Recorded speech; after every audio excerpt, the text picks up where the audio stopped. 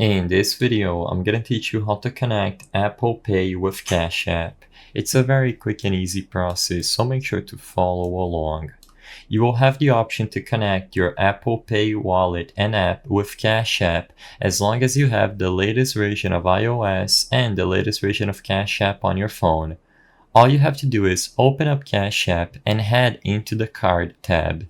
This option will be available under the Card tab when you click the menu for your card. So simply click on your Cash Card image located on the Cash tab and you will see this menu I'm showing you on screen.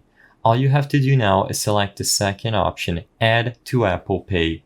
This option will be available as long as Apple Pay and iOS are up to date.